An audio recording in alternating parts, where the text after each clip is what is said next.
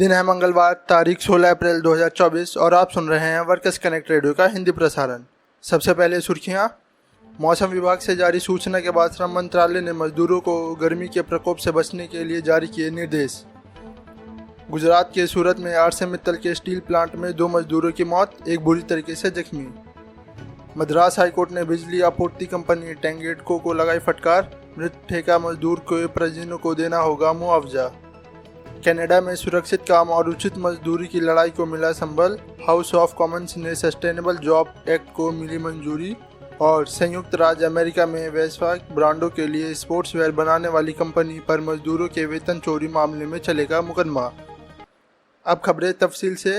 अप्रैल जून के दौरान सामान्य से अधिक गर्मी होने के भारतीय मौसम विभाग द्वारा जारी चेतावनी के बाद श्रम मंत्रालय ने 12 अप्रैल 2024 को राज्य को कारखानों और खदान में काम करने वाले मजदूरों, निर्माण श्रमिकों और देश भर में ईंट भट्टे पर काम करने वाले मजदूरों को गर्मी के प्रकोप से बचने के लिए प्रभावी उपाय के निर्देश जारी किए हैं।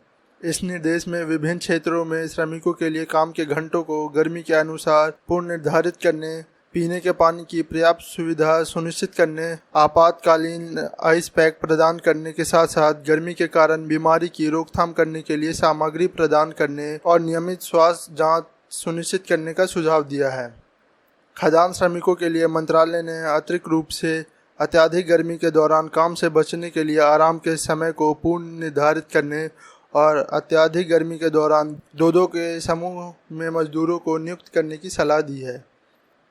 गुजरात के सूरत जिले के हजीरत क्षेत्र में आर्सेमित्तल और निप्पन स्टील के संयंत्र में स्टील का एक स्तंभ ढह जाने से 2 मजदूरों के मारे जाने की खबर है। दुर्घटना के दौरान ऊंचाई पर संरेखण का काम चल रहा था जब स्टील का स्तंभ अचानक ढह गया, जिससे मजदूर लगभग 100 फीट की ऊंचाई से गिर पड़े। मृतकों की पहचान 37 वर्षीय चरणजीत सिंह, 35 साल के गुरविंदर के रूप में हुई है।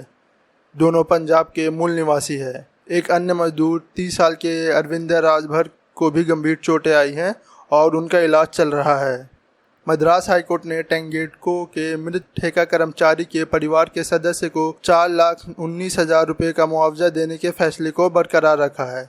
नचिमुथु, जो टेंगेडको में ठेका मजदूर थे और सहायक के पद पर नियुक्त थे, कि 16 अप्रैल 2012 को तमिलनाडु के डिंडलीगुल जिले में एक ट्रांसफार्मर की मरम्मत के दौरान बिजली का झटका लगने के कारण मृत्यु हो गई थी। श्रम उपायुक्त ने साल 2016 में सहायकों यानी हेल्पर के लिए निर्धारित न्यूनतम मजदूरी की दर के आधार पर यह राशि निर्धारित की थी, क्योंकि टेंगेडको ने यह कहते हुए कोई भी दस्तावेज देने से इनकार कर दिया था कि मृतक मजदूर ठेके पर काम कर रहे थे, इसलिए किसी भी मुआवजे के हकदार नहीं थे।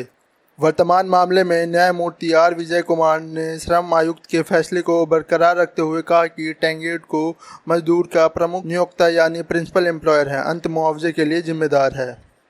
करते हैं अंतर्राष्ट्रीय खबरों का रुख।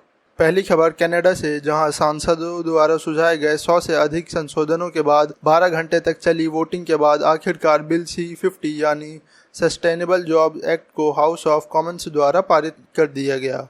यूनियनों और मजदूरों के अथक प्रयासों के और पैरवी के बाद ऐसा हो सका। जून 2023 में पेश किया गया यह बिल कनाडाई अर्थव्यवस्था के नेट जीरो यानी कार्बन डाइऑक्साइड उत्सर्जन में कटौती करने के प्रति अग्रसर होने में मजदूरों के लिए एक निष्पक्ष परिवर्तन सुनिश्चित करने के लिए एक रूपरेखा तैयार करेगा। इसके तहत हितधारकों के एक परिषद का गठन किया जाएगा, जिसमें मूल निवासियों के सहित और ट्रेड यूनियनों के सदस्य शामिल होंगे, ताकि सुनिश्चित किया जा सके कि नई नौकरियों में बेहतर वेतन और लाभ मिले।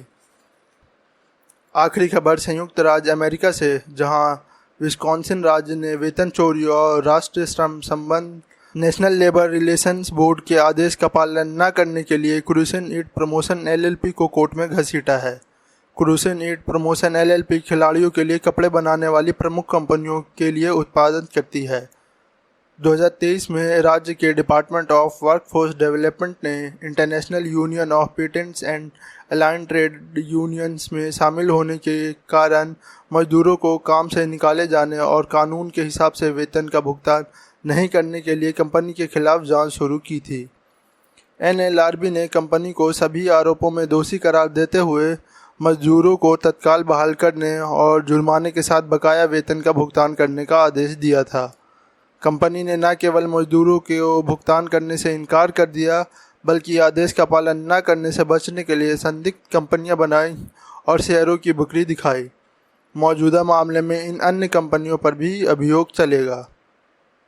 इस अंक में बस इतना ही। देश दुनिया की खबरों के साथ शुक्रवार को फिर होगी मुलाकात। तब तक के लिए दें इजाज़त।